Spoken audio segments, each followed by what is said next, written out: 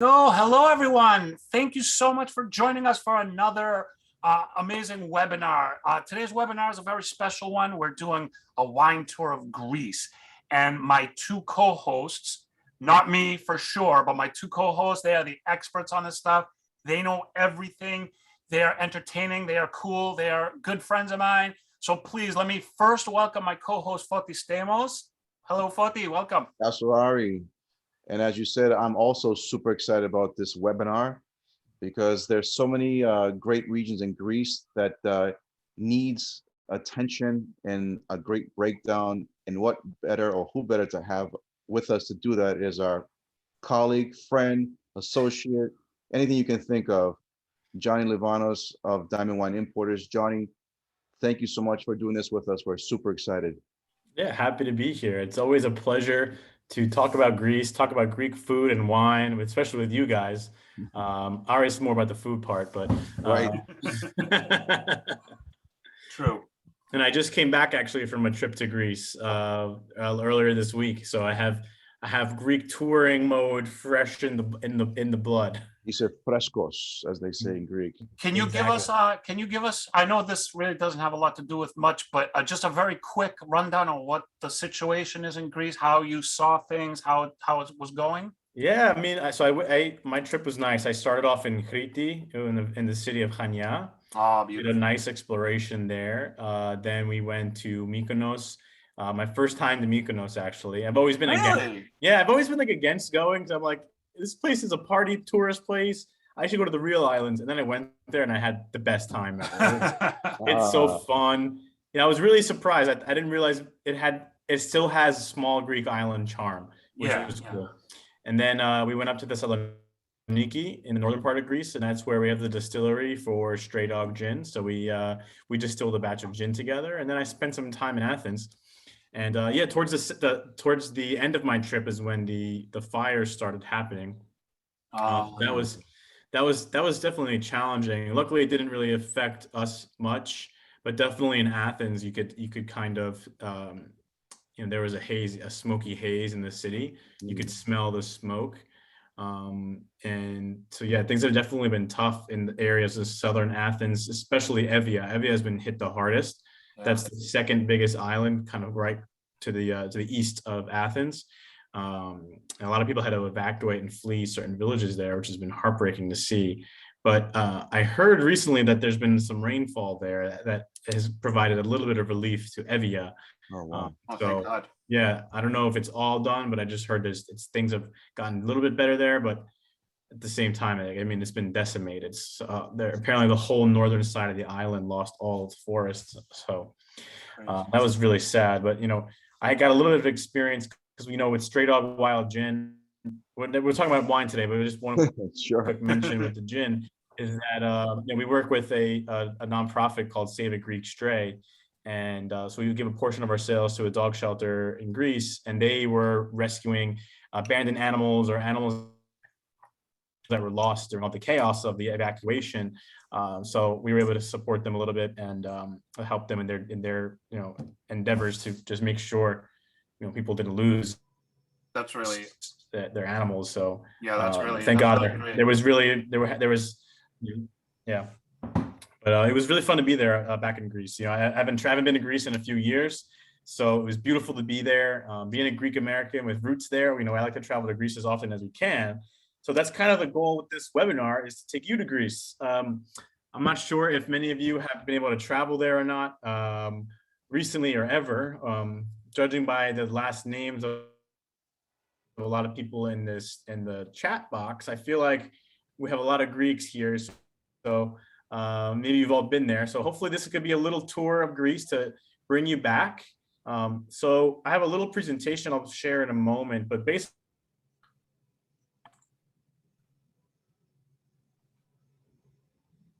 did we lose him? Today we want to give a brief overview of Greek wine, the industry. I want to discuss a little bit of the main varieties. And then we're going to talk about a few regions, Santorini, Crete, the Peloponnese, and then northern Greece. So those are the main regions I want to cover. And if if anyone has questions, just type them in the chat box and we can get to them as we go. But yeah, a little quick brief overview, and Foti, if you have any questions or things, just chime in. Sure, absolutely. Yeah, for me, I'm a third generation Greek American restaurant person. My grandfather started in the restaurant business when he came here from the United States, from Greece, and so when I grew up working in restaurants myself, and of course Greek restaurants. So I've been working with Greek wine for a very long time, and it's been fun to see my journey in the Greek wine world change as I learn more about the wines, get more interested and involved in the industry. But I've been able to see the whole industry completely blossom and grow up a lot, especially just in the last 15 years. There's been a tremendous increase in quality. In the Greek wine world, it's an industry of farmers, and I think it's always important to mention is that the roots of the Greek wine world are farming, agricultural based. But in the past a couple of decades, you've seen a tremendous increase in the investments in wineries, education and quality winemaking. So now you have a marriage of old school techniques, indigenous ancient Greek varieties, and modern technology to make what is now, I think, the perfect recipe for unique and delicious wines to drink. Absolutely. Yeah. So yeah, I mean, for those of you who are just getting into Greek wines, there's over 300 varieties. There's 300 types of grapes grown there, over 300. Wow. So it's a lot. So it could be a little bit intimidating for people. But so that's why today we're going to tour you through a few key regions, discuss a few key grapes, all wines that are available on Urban Wine Club as well. Just so to make sure you can kind of navigate the giant world of Greek wine a little bit easier, so that when you're trying something out, in a store or in a restaurant, you could have a good idea of what to look out for. So I always have my email here. Feel free, anyone here can email me if you have any questions about Greek wine, where to find them, johnny@diamondwineimporters.com. Yeah, so we could get started here. Here is our map of Greece. So of course, so first of all, one thing you need to know to say in Greek is yamas. This is the Greek word for cheers. So cheers, everyone. Cheers, Fotiari. Cheers, Johnny. Cheers, Johnny. Yamas. Okay, so we are going to start our little wine tour in the island of Santorini. So Santorini is this little blue dot here in the middle of the southern Aegean Sea. Santorini has been producing wines for thousands of years. It's one of the oldest wine producing regions in the world, and they have records up to 3,500 years ago of winemaking. So it's a pretty ancient place, and Greece gets a lot of credit for being one of the main birthplaces of wine. Coming from the Middle East and Levant through Greece, and then from there it traveled to the rest of the Western civilization. But Santorini is definitely one of those birthplace islands where it gets a lot of credit for kind of showing modern wine, and especially with the worship of the god Dionysos. A lot of the love for wines has trickled down to the rest of Greek civilization. And here's a picture of Santorini, just to make you all jealous and want to get back there. It's so beautiful. Not only is it a great place for wines, but it is one of the most beautiful places on earth. You have these very beautiful cliffs, these dramatic cliffs where they build the hotels basically and the villas right along, where you have amazing views of the sunset and the caldera. The caldera is basically the center of the volcano. So Santorini is a volcanic island, and it actually erupted in 1650 BC. And when it erupted, it was probably, I think to date, one of the largest volcanic eruptions ever recorded in human history. It completely decimated the Mediterranean and wiped out, some civilizations. Really changed the whole game in the area. But for now, we at this point in time, we kind of we get to basically drink wine that is grown on that volcanic terroir. So the wines that we have from Santorini are grown on a combination of, of lava rock, volcanic ash, pumice, and I have some pictures of the stone. So this is basically an example of a cutout of what it looks like. this is the soil composition that the wines grow on, like white ash like that, black lava. There's nowhere else in the world that grows wines in these types of conditions. And that together creates a really unique style of wine. So when you're having wines from Santorini, they're always going to have a really bright acidity, very tart, and also a pronounced minerality and almost even a saltiness to it.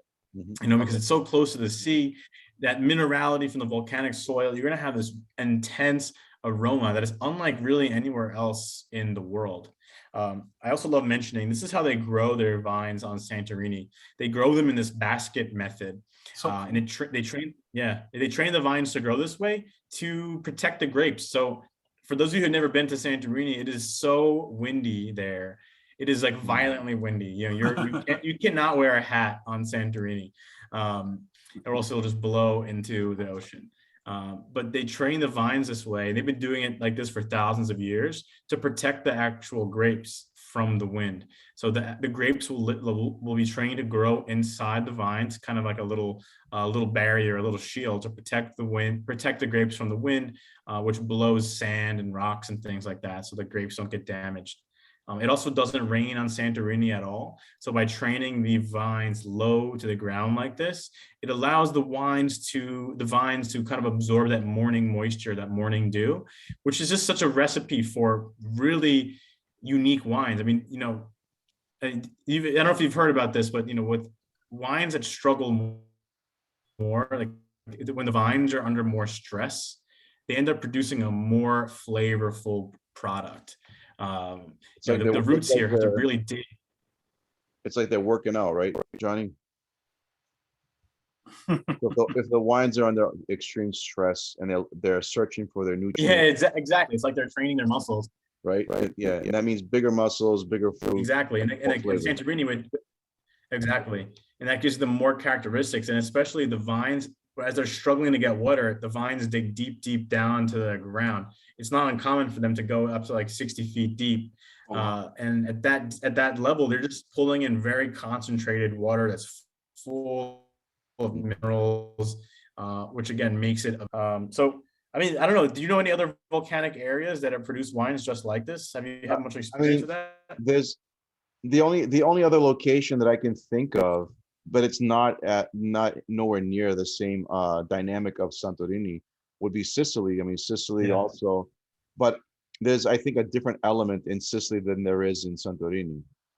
Yeah, they're definitely very different, but again, having that volcanic terroir adds a lot of flavor to the wine. So yeah, I would compare them to wines from Sicily, the Canary Islands as well, and off the coast of Spain.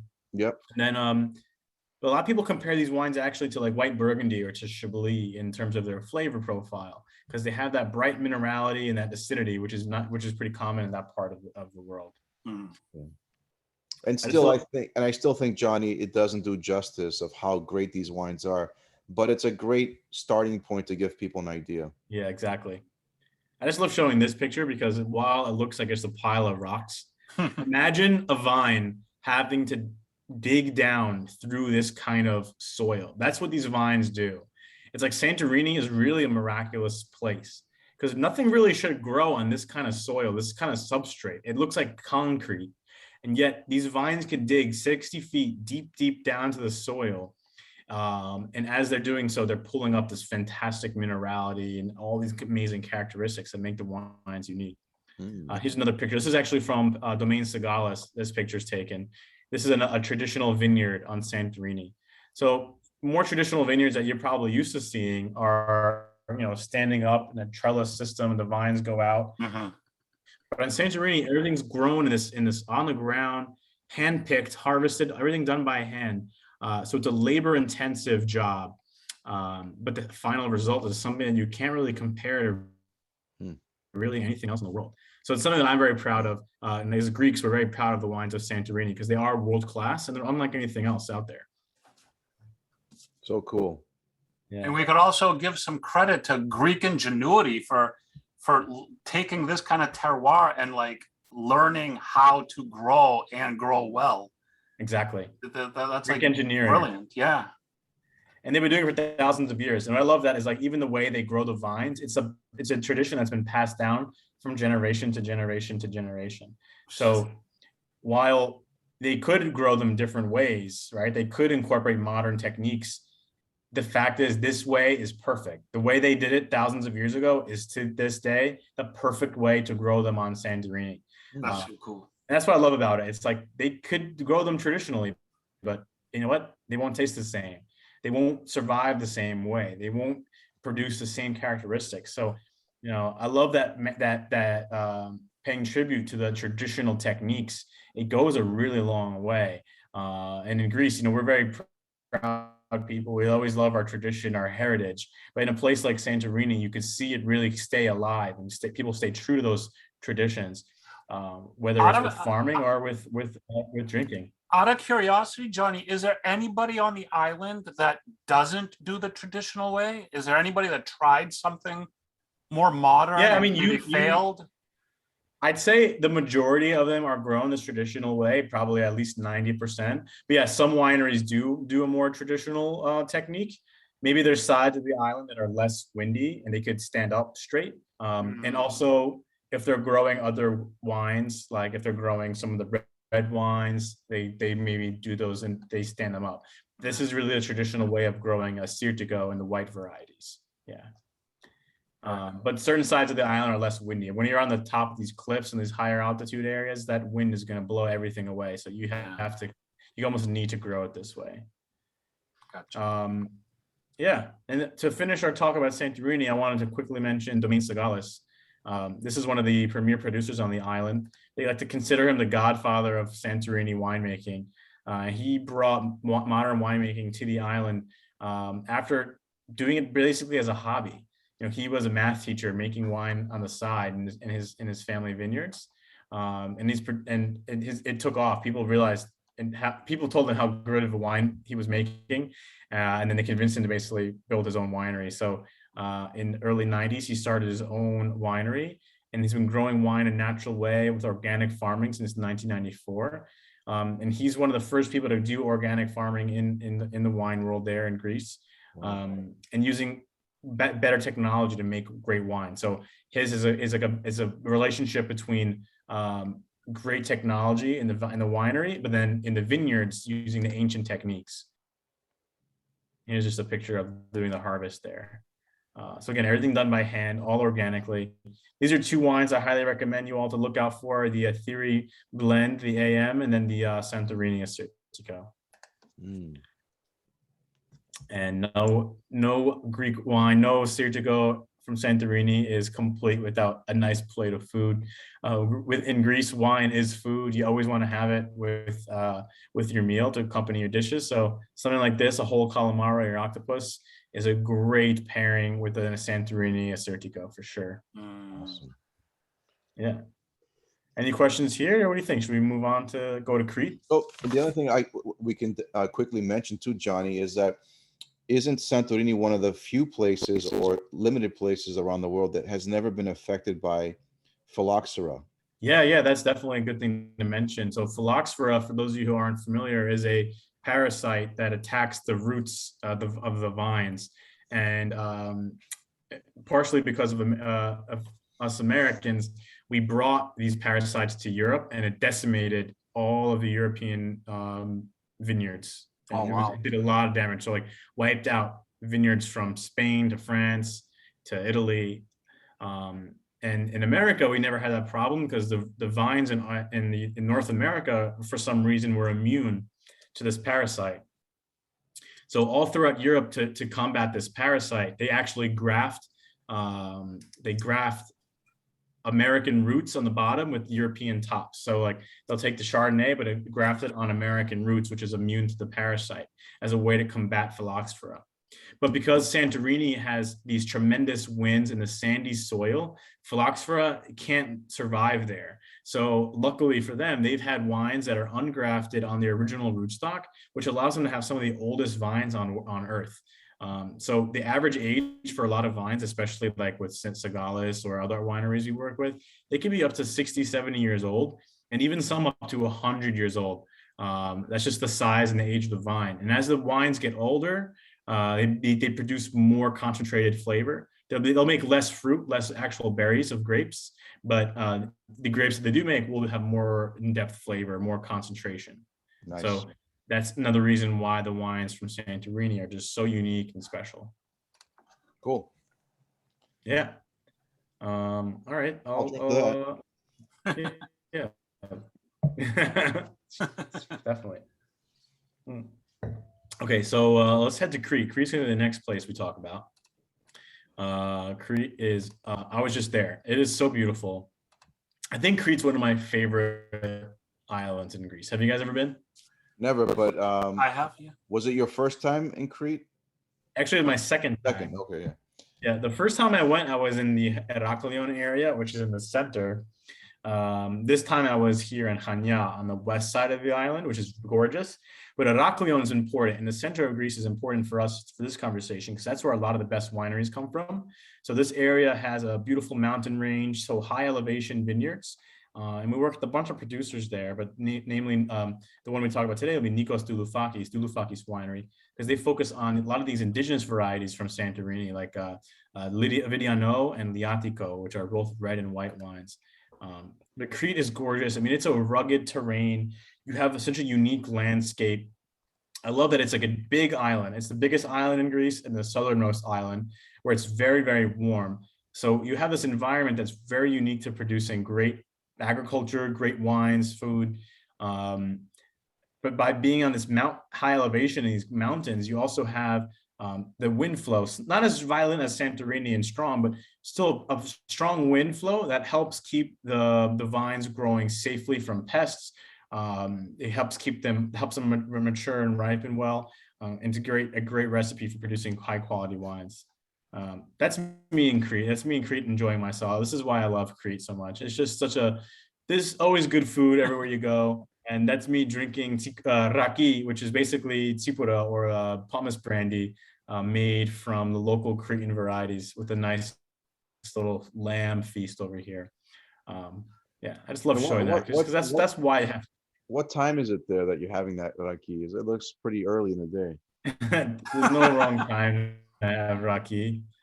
You can't help it. No matter where you go, they just give it to you. You could tell by the every meal I had there. He can't. He doesn't look like he's standing up straight in this picture. He's not. Well, it was because I ate too much lamb. I couldn't hold my belly. Was like my balance was going forward. And not only that, but I gotta say that haircut, John. You could set your watch to that haircut right there. That is nice and trim and neat. Yeah, I don't know. My long hair, my flow is getting tired of it. I might go back. I might want to bring my buzz cut back. Those are good. Those are real days. Less maintenance, less conditioner. Forty's had the same haircut for 20 years. It's 2020, the pandemic made me grow it out. Yeah, like COVID hair. So just a little bit about Crete. So Crete is home to a variety of indigenous varieties that only are found in Crete. That's one thing I love about it. You know, we go to Greece, there's hundreds of varieties there. But in Crete, you know, there's a lot of varieties that are unique to this island. For whites, Vidiano, Malvasia, Mascaraspina, Villana, those are some of the main varieties to keep an eye out for. And on Santorini, the main one is a Sirtico. And then here for reds in Crete, Liatico, Kotsifali, and Mandilati are the main varieties to keep an eye out for. But two specifically I'd like to mention are Liatico for red. And here's a picture of the Liatico. And then Vidiano for white. And that's actually what I'm drinking in my glass right now is a Vidiano from Douloufakis Winery. This is the Aspros Lagos, which is a barrel-aged version of this wine, which is delicious. delicious.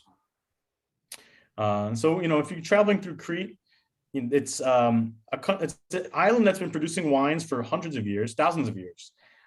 In like the early 1900s and throughout the 50s and 60s, they really were focused on producing, you know, high volume wines, bulk wines, and they worked with a lot of international varieties. But in the past 30, 40 years, a lot has changed, where now the main focus is on the indigenous grapes of the island. The winemakers really want to tell that story, especially people like Nikos Douloufakis we work with, as being a pioneer in showcasing the indigenous grapes that make the island so special. I just love showing this picture. when you go to Crete, it's a patchwork of farms, olive groves, fig trees, and then a vineyard. So you have so many things growing harmoniously together. And here's another picture. So it's a more traditional vineyard here. So unlike Santorini, where they grow them on the ground, here they use a more traditional trellis system. But again, everything is still done by hand here. It's very common it's very important for our winemakers and Crete to do things by hand, because you have a lot more control over the final product. You know, if you do it by hand, you get to see every single cluster of grapes before they go into a basket. And you're able to make sure that you're only picking grapes when they're ripe and they're of the best quality. At Douloufakis Winery, they also do everything organically. And I love talking about that because in Greece, it's pretty normal. It's, you know, doing things organically is the right way to do it. And that's the way they've been doing it for hundreds of years. They're not doing it because it's trendy and cool. They're doing it because they respect the land. And that's the way they've been trained from generation to generation, is to respect the land, to treat the soil well, and to do things in an organic way to create a natural, beautiful product without the use of chemicals. They don't use fertilizers. This is an example of cover cropping, where instead of using fertilizers and chemical fertilizers to treat the soil, they'll grow cover crops in the off season, so that when their grapes are, you know, as they're approaching spring, they'll till the cover crop back into the soil to reintroduce nitrogen and those nutrients back underground. So this is basically a picture of what the vineyards look like before springtime, as the cover crops have grown. Johnny,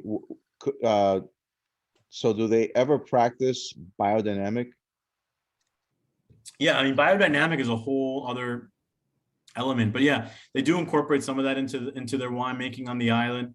Biodynamic wines is a way, it's kind of like the holistic approach towards agriculture, where a lot of it involves, you know, the astrophysics of where the moon is, you know, where the most optimal, where the sky, yeah, exactly. Looking at everything, taking everything into consideration.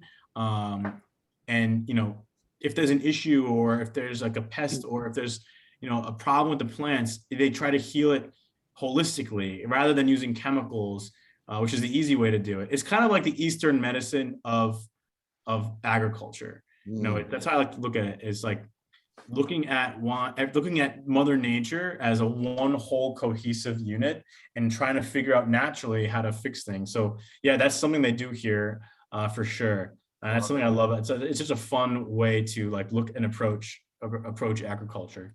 That's how it should be. It's how it should be everywhere. Yeah, I mean, it's not easy. It's not easy. You have to really patience. But that's patient. You have to spend the time in the vineyard. But that's the point, right? That's the point. It's more difficult, but it's better. It's better all around. So I wish more people would abide by that. And it not only is it better for the wines, but it's better for the environment, and it's better for the land. Like, you know, if you just put chemicals into the ground, you're not gonna get. The ground can't take that for so long, and eventually, you know, it will burn itself out. But nature has been grow naturally on its own, and if you just do what it's meant to be. And Johnny, to your point, if you burn that soil or land out, it takes years for it to recover, maybe a decade. Exactly. You've seen some farms in like other parts of the world. I've seen this where like they abandon farms because like nothing can grow there anymore. Oh, yeah. Awful. But cool. I mean, doesn't happen here though. I want to just include that because biodynamic is a hot topic in the wine industry, and it's great to highlight the fact that in Greece, as you mentioned, that it's a natural approach of farming is organically by default, and also the biodynamic approach because it's a cultural thing as well. Yeah, and one thing to know is with wine, you're not always going to see the organic sticker on the labels. It's important to know who your producers are, because think about this. This is a small family-owned winery, and to get an organic certification, it could cost thousands and thousands of dollars per label, per wine. A small family-owned business, they can't afford something like that. So they just don't put that certification on there. But it doesn't change the fact that that's how they're growing it and that's how they've been doing it. So it's one thing to keep in mind as you're looking and buying wines. Do some research on where you're buying them from, and and talk to the shop owners or the sommeliers and people helping you, because they can help you put you in the right direction. And that's so important to know, I right? was going to say, Johnny, I was going to say that we need to create a movement, Johnny, that actually makes the certifications free for wineries. Yeah, why not? I don't know who's even going there and doing it. It's someone flying all across the world and just going to check on it. But yeah, I don't know who the organic certification people are. But Maybe, definitely it's the wine mafia. Who knows? So yeah, we'll set the green mafia on them and fight. Because that's important, you know. It's like they do the difficulty of growing organic, but because of, you know, all the business involved, it's like they can't afford to actually be certified. And you know, that's unfair. If you're doing organic, then you should be certified organic. Well, you know who's the biggest seller of organic products? Is Walmart. You know, so like you think about organic is a big business, and all big businesses thrive in it, but sometimes it leaves the little guys out that are doing it, but you know, they're not going to they're not going to do the whole certification process. It's just not what they do. It's not important to them, because what's important to them is producing good wines, good food, good products the right way, and they have integrity with what they're doing, and that's what's important to them. Yeah, and getting the stamp, it doesn't mean anything, you know. So with that said, then you know, people should be knowledgeable about who is growing this stuff the right way, even if they're not certified. Knowledge will take care of the problem. Exactly. Yeah, I think so. And these are just a couple wines that we import from Dudufakis worth mentioning. So again, he mainly, one of our big focuses is on the white variety Vidiano. We truly love this wine. I mean, it produces these wonderful full-body textured whites with these aromatics of like tropical and stone fruits. I'm drinking this right now. I mean, it tastes like apricots in a glass with a little bit of that oak, but also there's some savoriness to it. So Vidiano is always a fun wine. And then we also make a amphora aged one at Dudufakis, which is aged in clay amphoras, which are traditional clay pots that they use in Greece for centuries. He actually digs the clay from his own vineyards to make the clay pots. So talk about going for a circle. And then for reds, we focus on Ioritico. Ioritico is a red variety, a little bit on the earthier side, tannic but light at the same time. Even sometimes with a little bit of chill, that wine is amazing.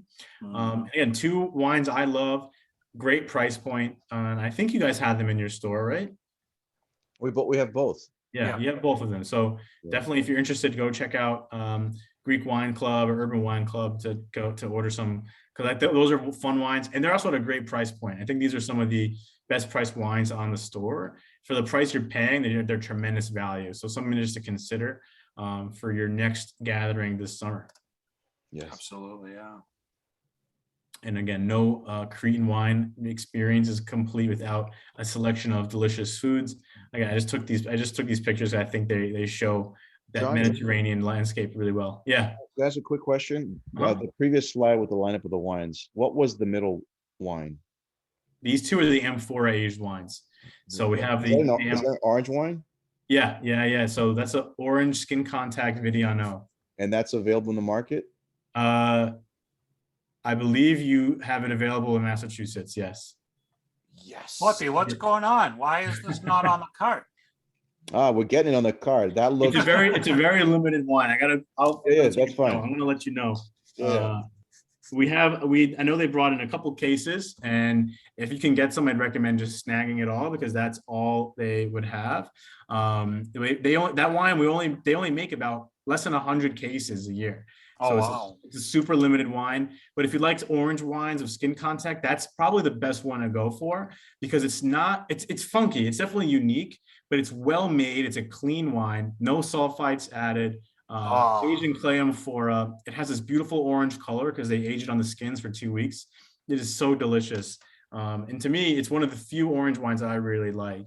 Because it has body, it has character, but it's also well made. It's not like, doesn't taste like skunky and weird. You know, it's a clean, well made wine. Is it an approachable orange wine? I would say it's an approachable orange wine for sure. Yeah.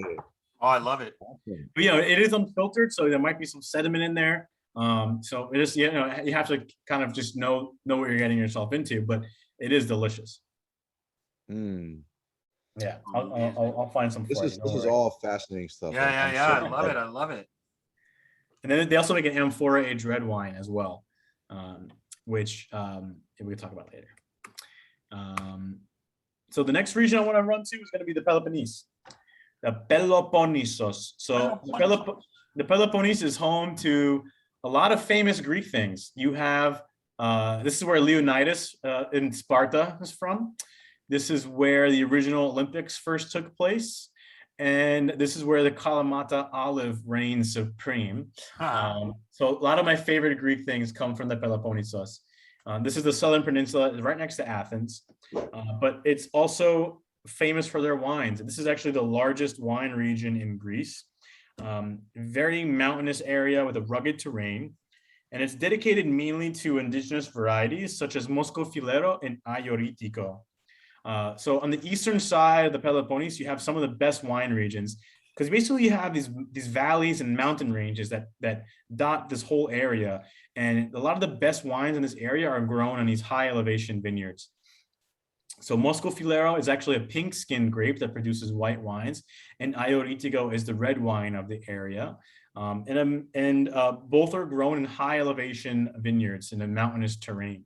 Nemea is only for red wines, and for Ioritico, and Montania is the appellation for Filero. This is actually, it's one of the largest wine producing regions. So about 20,000 hectares of wine are grown here. We'll talk about Montania, and this is what Fotis has in his glass, I think. Montania is the region here where it's a high elevation mountainous area. So this is a picture taken from the vineyards. So you can see how you're really up in the mountains. In the southern part of Greece, the Peloponnese is very hot. When you're up in the mountains, it actually stays fairly cool. And again, this is a white grape with a pink skin, the Filero variety. And I just love to mention that, like that being up in the mountains, having that cool climate produces a very unique wine. And these wines are produced by George Skouras, the ones we're going to talk about today from Domain Skouras. And I just have a quick video to play of him describing Filero. And I was going to take a couple minutes, let him do the talking, and then if you had any trouble understanding his awesome accent, I'll come in and I'll also talk about some of the main points. But let me know if you can hear this. Yeah. All right. What we were tasting last night. Okay, Filero, it is my grape. I love that grape very much. It is in the center of Peloponnese. I make wine with the Filero the last 20 years. Filero, it is a grape variety which we can find in the center of Peloponnese, in the plateau, and there is, and for that, because of that, it's typical. At about 2,200 feet, and up there it is a cold area of Peloponnese. Imagine that the harvest comes in October. That means a lot. So real quick, I want to mention harvesting in October in Greece is pretty uncommon. Like in Santorini, they're picking their grapes now. This is in mid-August. So going to October is because it stays so cold there in the mountains that the grapes take some time to mature. It's just important to note, because if they ripen slowly, it allows them to maintain their aromatics and their flavor. It's so unique. Yeah. John, is there any other place in the world that harvests so late without being a quote unquote late harvest production that's sweet? I mean, I know in like in Germany, they do that for sure. Yeah. Like Rieslings are oftentimes harvested later. Because again, it's colder there, so they don't have as much, and they don't have as much sunlight. So it does take a little bit longer to mature, probably in New York. Again, just really in the colder areas. Okay. Probably in northern Italy as well, in parts of France, I'd imagine too. But definitely in the warmer countries like in Italy, and Spain, and Greece, you're normally doing it August, September. In California as well, it's usually August, September. September is usually when they're harvesting grapes for most regions. But you know, it could range a month or two depending on where it is and depending on the year as well. vintage to vintage. I just think it's interesting to put that information out there of like the reasons why. As this Yeah. Yeah. We don't have to continue the rest of the video because we kind of talked a lot about those things, but definitely Moscow Filero is a fun variety. It's one of my favorite white varieties because it's so expressive. It's so aromatic. I mean, Foti, how is yours tasting right now? Like the words you were describing before, like, you know, fresh. I can smell like just fresh cut bouquets come to the aromas, very citrusy, slightly tart, but very clean. The balance in this is phenomenal because it combines everything in such a harmonious combination that I can't keep the glass down. Yeah, it's a great point you mentioned because like not only, you know, let me also mention that you know it does help. I don't know if the word help is correct, but it's like 100 degrees here in Boston today. yeah, It's super humid. It's atrocious, but this, you know, this wine really, you know, does justice to feel better on a day like this. and also the Salto Moscow Filero you're drinking is a lower alcohol percentage, so it's like under 12% alcohol. So it's light, refreshing, fragrant, aromatic. And what I love about it is a lot of times aromatic wines that you drink, you'd almost expect it to be sweeter, but these wines are very crisp and dry. So it's refreshing while being aromatic. So it's a beautiful perfume to it. Like I love them. They're so unique. There's really nothing quite like it. And I don't want to, I want to mention one thing about this production from Skuras, this Moscow Filero, which is labeled as Salto, which has nothing to do with salt, right? Right. Salto is the specific wine that indicates that it's from what, you know, fermented with wild yeast. But Yes. even though there's no salt in here, even though it has nothing to do with salt, the taste profile of it being so, you know, slightly tart, that lemon lime, for some reason, as the finish comes around, there's this sense of, when you keep looking at the label, it says Salto. There's a little bit of saltiness to it. Psychologically, I don't know if that makes any sense. No, but it has like this minerality to it. Like it's not, because it's not just aromatic. It's a complex. It's not just floral and fragrant and citrus. You have so much going on. That's what's so fun about it. But the cool thing is that one is not more intrusive of the other. They're just so, like, they're there but not overpowering each other. Exactly. So that's Moscow Filero in a nutshell. I mean, I think everyone should definitely try them, especially in the summertime. Those to me are the perfect summer wines. They drink really well when pairing with spicier foods. Like I love having this with Southeast Asian foods like Thai food, and Moscow Filero I think is the best pairing ever. Or with like ceviche with a little bit of jalapeno or habanero chilies in there. To me, those are fantastic. Yeah. And then the region of Nemea. This is the red wine region. It's directly next to Montania. So Domaine Skuras has vineyards in both regions, Montania and in Nemea. Nemea is dedicated only to the red wine called Ioritico. So Ioritico in Greek means St. George. So it's the St. George variety. These produce really beautiful red wines. They could be so diverse. So in this region, you could produce light, fruity style reds. You can produce more full body tannic style reds. You can produce rosés, and they even make dessert wines here, all from the same grape. So one grape has a tremendous amount of range and diversity, and it's basically up to the winemaker to decide how they want to make it and what they think will do best. And also, it's again a mountainous region. This area has actually some of the highest red wine vineyards in Europe. So they have vineyards that go over 3,000 feet of elevation. Wow. And they're ranging around 2,500 feet. So again, it's another cool climate area. And this is Ioritico, a picture of the grapes in a bottle. The St. George is a great entry point into this variety. It is so delicious, an easy drinking red, medium tannins, medium body, kind of like a Pinot Noir. And can I play this for a few minutes? Would you mind having George talk about Ioritico? Sure. Do it, yeah. I hope I get it right. What is Ioritico? Excellent. Ioritico, it is a variety of really my region. You know, it is a variety. It's a red grape, existing there from the antiquity. Change name, change clone, change how you know all the stories, the Phylloxera and everything, but still there. And Ioritico, it's a variety producing very simple wines. It is very easy to produce wines every day. It is able to produce several types of wines. We call the Ioritico a polydynamic grape. It is normally thin skins. These thin skins, it's not very, it's not like Cabernet. It is like a Pinot Noir.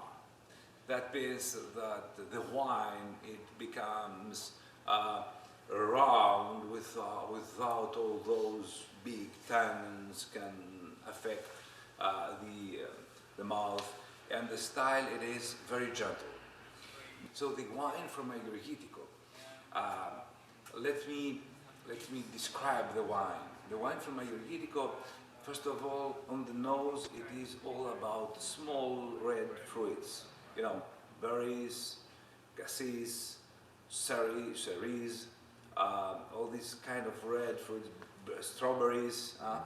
So this is one thing, and another thing, it is a touch of carnation. Oh, sorry. Which is a little bit spicy. That's the nose of the Ioritico. And then when you have the Ioritico in the mouth, you have a round wine, velvet wine. Normally is something like that, and it's a style we like to have because it's a very friendly style. So yeah, I love those wines. Again, they're so versatile. And the St. George, I think, is a fun wine to try because it's a great entry to it. Then you have the Grand Cuvee, which is a little bit more body. It spends a couple more 2 years in oak. And then he even makes the Megasinos, which is a blend of Ioritico and Cabernet, which is the fullest style of wines he produces. So again, a great producer, a great region. And as you're touring through the wines of Greece, I would say definitely you want to try the wines of Nemea for sure. And Johnny, Yeah. isn't Nemea, for our fans who like Greek mythology, is where Hercules slayed the lion? Yes. I need to add that into there. I don't know, my Greek mythology is not the best. Yes. Are you know all that stuff? Are you good Well, at all? I don't know much, but every time it's been brought to me that that's been made reference that's where Hercules slayed the lion in Nemea. And that's where the beautiful red color of the wine comes. Right. A quick comment, Johnny, about the characteristics of Ioritico. What's interesting is that listening to George Skouras explain the expression of the grape variety is that 20 years ago, when Ioritico was being planted and it was evolving and developed into wine, it's interesting to see that 20 years ago, as Ioritico was being produced, it was more compared to grapes like Gamay and possibly French Merlot. And then as it developed and it evolved, and individuals like George Skouras, who actually enhanced the production of Ioritico, it's interesting to see that it now has comparisons to like a wine made from the great Pinot Noir. Yeah, exactly. And I think it just has to do with people knowing how to grow it, knowing what they're doing, and allowing the grape to really shine and mature in a beautiful way. Yeah, I just wanted to make that point. It was interesting to hear him say that. Yeah. Since you brought that up, I just want to throw in real quick that our next webinar on August 26th features, it's called the Greek Wine Renaissance, but it features the pioneer Greek winemakers. So stay tuned for that because it's real interesting how these guys really brought Greek wine to the world table. Exactly. Yeah, so Sorry, we'll talk a little bit more in depth about each of the individual people behind the wines. Yeah, Just exactly. so fun. And it's real interesting. Because you showed me the picture of Paris, and then we just saw Skouras, and it's real interesting to hear these guys and where they came from and how they kind of brought this to like the forefront for Greek wine. Exactly. I love that. I love the stories. So stay tuned for that. August 26th. All right, so we're gonna now move to northern Greece. So we talk about the islands, we talk about the Peloponnese, and now northern Greece to me is a very special place. So up in the northern part of Greece, it's a little bit cooler climate and also mountainous region. So the mountainous regions is definitely a theme amongst these producers we're talking about. And why is that? It's just when you have high elevation vineyards, you have, again, a more it's a more difficult way to grow. All right, the wines are under a little bit more stress. They have higher elevation, which gives them good sun exposure, and also a good temperature shift. So the temperatures are changing dramatically from that night to day, and all those things are factors that help create flavorful wines. But there's two main regions we're going to discuss in the northern parts of Greece: Nausa and Amyntaio. This is a picture here of northern Greece. I mean, I love it over here. Where other parts of Greece are so dry and almost like a dark brownish color, northern Greece is like a rolling hills of green, lush landscape. So it's definitely a very vibrant region. And the main grape that we talk about and that is grown in this area is called Xinomavro or Xinomavro with the proper Greek pronunciation. So Xinomavro is grown in the northern part of Greece. They grow it everywhere, all over the country, but it's native to northern Greece. We call it the noble red variety of the north, and it means acid black. So Xino means acid, Mavro is the Greek word for the color black. So acid black. So that's kind of a way to describe what the grape tastes like. It's acidic, high acidic, and it has these dark kind of components to it where you might have black fruit qualities like plums, blackberries, dark cherries. Also notes of like tobacco and tomato. So it's a grape that has a lot of tannic structure. They're always going to be pretty tannic and pronounced acidity. So these are big, bold wines, and they often are compared to the wines of northern Italy. It's like Barolo and Barbaresco. But similar to Ioritico, it's a wine that you can produce lots of different styles from. Like Kiriani, one of our producers, makes a fantastic sparkling rosé from this wine. Alpha Estate makes one of the best rosés, still rosés from Xinomavro. And then they make lighter reds to full-bodied, very deep tannic red. So it's a wine that, depending on what you're in the mood for, you could have this grape can produce a variety of different styles. Mm-hmm. So I'll talk a little bit about Nausa first. So this is where Kiriani is located. These are pictures from their vineyard. And it was one of the oldest appellations in Greece, established in 1972. What's cool about this area is there's no dominant soil type. It's a patchwork of different types of soil compositions like limestone, loam, sand, and clay. And it's also grown at a very high altitude. So between 1,500 and 2,000, about around 2,000 feet of elevation. You still have a Mediterranean climate because you are close to the sea, but again, a little bit cooler. So it's a more cooler style, a cooler climate, a Mediterranean climate. It's about 300 growers in this area. About 500 hectares are grown, mostly planted with Xinomavro. So it's still a pretty small area, especially when you compare it to the Peloponnese, which had 20,000 hectares. So they, again, mainly they're growing Xinomavro, but they do grow a lot of Merlot and Syrah as well. But yeah, mainly it's a red wine region. These are some beautiful pictures. These are all taken from Kiriani's winery. Wow. Beautiful. Yeah, they're great. They're a great family-owned winery. They've been doing this for generations, literally one of the oldest winemaking families in Greece.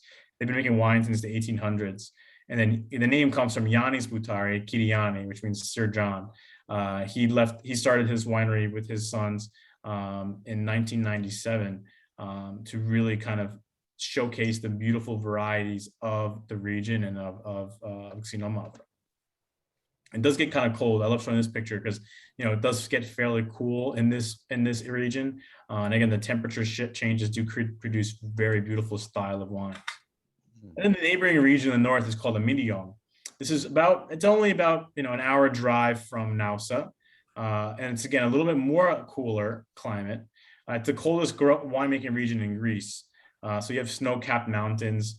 And this is right on the border of the Republic of North Macedonia, Bulgaria, Albania, right up there. So that cooler climate helps produce wines with elegance, beautiful aromas, freshness, and finesse. So I like showing this map. Nausa is below, and then you have Mount Vermion in the middle, and then Amyntaio is right above it. It's this like very unique area. It has this like sandy soil composition. It's like a prehistoric lake bed used to be there. So you actually have a lot of fossils and minerals in the soil. Wow. Yeah. There's about 500 grape growers in the area, a more continental climate, high elevation again, and it's influenced by 4 lakes in the area. Very, very sandy soils. So some areas are just like Santorini, where they never were affected by Phylloxera because they have that sandy soil. And this is actually a picture of one of those old vineyards. Alpha Estate makes a Zino Mavro from a vineyard that's over 100 years old, which is again one of those another cool characteristic that makes them such a unique place for making wine. And Robert Parker always calls them one of those hot estates that everyone must know of. So definitely keep an eye out for Alpha Estate. It's founded by Angelos Artridis, who's their head winemaker. And he's really spends a lot of dedication towards Zino Mavro. He also works with Sauvignon Blanc, Ioritico, Chardonnay, and Malagusia, another indigenous white variety. So there's just so much to look out for in this area. Such a unique terroir, unique ecosystem, but they're one of the most world-class winemakers in Greece. They do a lot to help improve the whole industry as a whole. And they incorporate a lot of amazing technology in their vineyards and in their winery to produce just delicious, balanced wines with finesse. And I like to compare these two. You know, they're both in the north, so they're similar, but Amyntaio has that more continental climate, so you have a little more elegance and finesse. And then Ramnista, the Nausa, is going to give you this more power to the wine. So a little more tannic and bolder, here more lighter and elegant. The two differences between the two regions. Wow. Some more pictures of Alpha Estate. Very well organized, meticulously curated vineyard. I love looking at that snow like on the ground. I love, you know, people always think of Greece as just summers and beaches. Yeah, exactly. It's have so they cool have to see four that regions. like contrast. Yeah, exactly. So this is that old vine vineyard I was mentioning, 100-year-old ungrafted Zino Mavro here. Wow. So you can see, look at this, the sandy soil. I mean, it's amazing that these wines are still growing. I love it. Oh, it's so cool. There's a lot of French American oak here, and yeah, that's my presentation. My final thoughts. Greece is a small country but rich in history and culture, and our wines are extremely versatile, unique, approachable, and affordable. Well said. I mean, what's better than that? Yeah. No, I mean, this is great, Johnny. I mean, you broke it down in 4 major regions, but 4 regions that actually have a lot to offer to any type of wine consumer, because you just mentioned that through this course that these wines are so versatile, so they can actually appease or appeal to any type of wine drinker on their preferences. And obviously, you know, there is hesitation with wine drinkers, but today we find that most wine drinkers have a level of being, you know, adventurous. They're willing to learn. They're willing to explore. And I think that Greece is that category where someone would like to kind of jump outside of their comfort zone. Exactly, because they're wines with history. They're wines with a sense of place, but they're also well made, and I think they're well made for the modern palate. So it's not like they're crazy, weird, funky wines. Like, these are wines that you could blind taste them next to any, you know, more conventional from a more popular region, and you're going to be blown away with the level of quality of these grapes. So that's what I love about Greece. And, you know, Greece also just has so much to offer. I mean, it's so much diversity in one small country with hundreds of varieties. There's hundreds of appellations. So it's a place you can never have it all. So it could be a little bit intimidating. So that's why we kind of simplified it. So try out these 4 or 5 producers first as a great way to kind of acclimate yourself to the area, and try these regions. Then you could start to go to see other places and compare and contrast. And just like any other region of the wine world, you could see what you like better than others. You know, what are wines you like, what are wines you dislike, and find what it is that makes you, you know, excited and tickles your taste buds. I definitely want to let all of our listening audience and our guests that are with us, you know, this is the time to ask any question you want to us, to Johnny. As we're coming to the finale of our webinar, just want to mention there, one of our guests who's a super fan and loves to follow us and is a good friend of ours, Karen, who's participating in this webinar.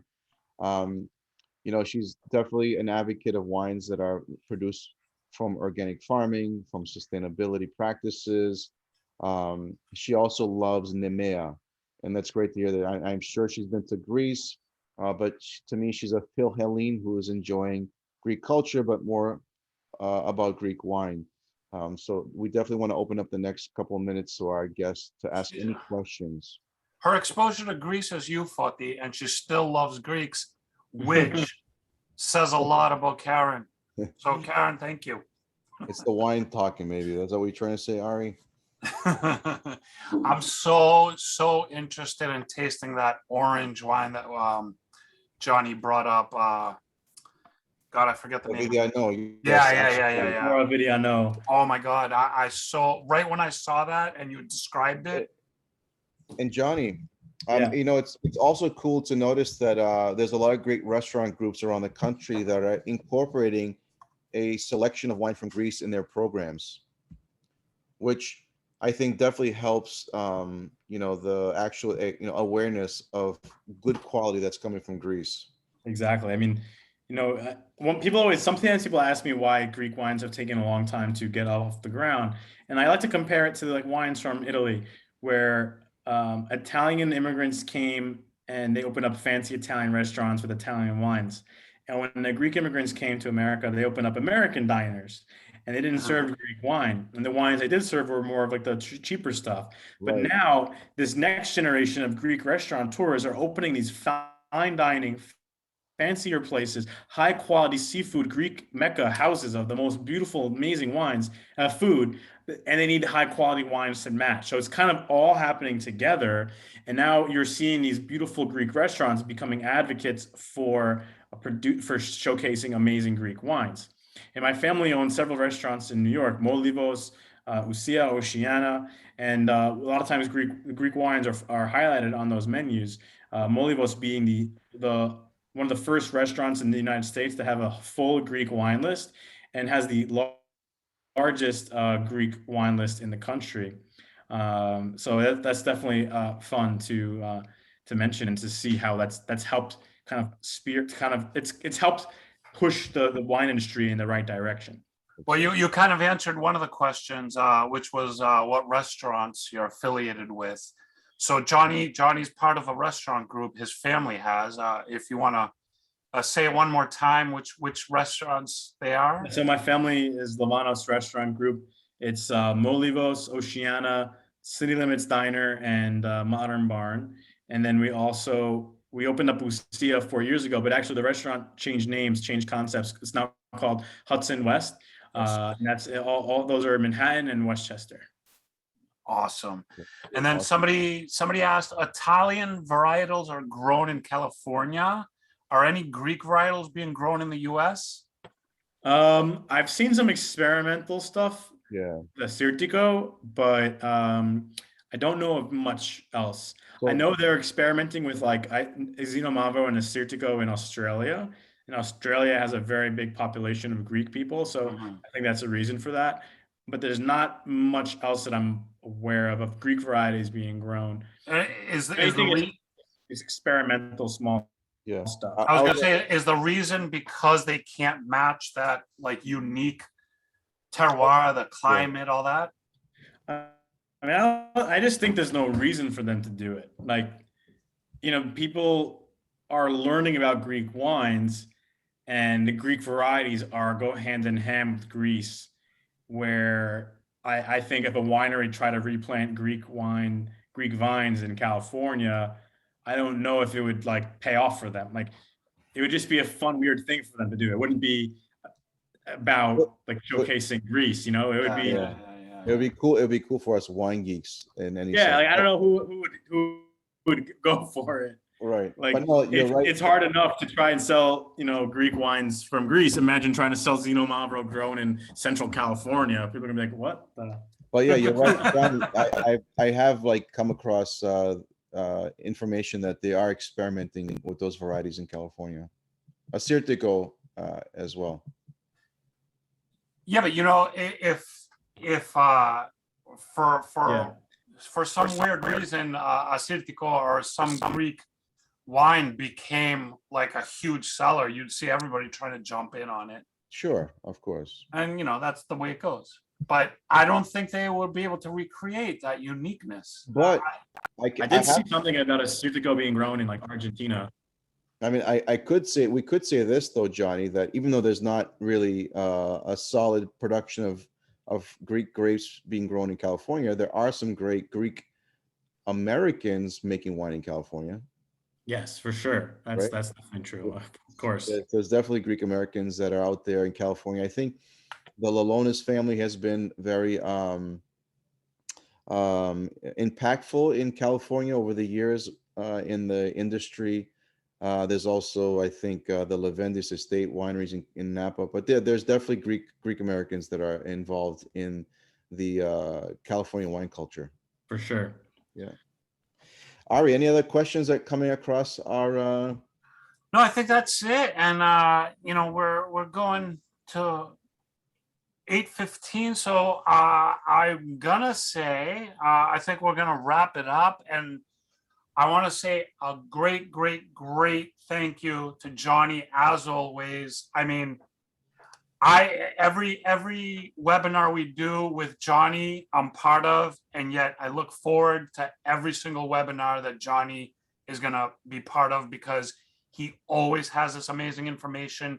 He presents it so well, and much appreciation, Johnny, for what you do and what you bring to the table, and we thank you. It's my pleasure. Thanks for always having me back on here, and we will always have you until you get sick of us, and then inviting me back. And as you mentioned, Ari, to those that are listening, to join us on the part 2 of our series. Yes, we have a part 2, which is August 26th, the Greek wine renaissance, and Johnny's going to be back, and he's gonna talk about the Greek winemakers that are responsible for like the incredible renaissance of Greek winemaking, and that is honestly going to be super cool because these Greek winemakers, man, I don't know like how to describe it, but like I want to say like they're just so cool. These guys are cool. Like they know what they're doing. They're in an atmosphere and an environment that like they just like transcend, and they do something so cool. You guys have to stay tuned for that. August 26th, 7 p.m. Johnny's going to be back with us. Foti, are you going to be back with us? You can't get rid of me, buddy. All right, we can't get rid of Foti. But I want to say again, a big thank you to Johnny for bringing that knowledge, bringing all his insight to this webinar. Thank you, Foti, for being with us. This is super cool. Thanks everybody out there for listening, watching. We're going to have this on our podcast, on our video channel, on the apps. August 26th, come back and join us. Thanks again, everybody. Thank you, Johnny. Thank you, Johnny. And we will see everybody next time, August 26th. Thank you so much for watching. Cheers, everybody. Cheers. Yamas. Yamas.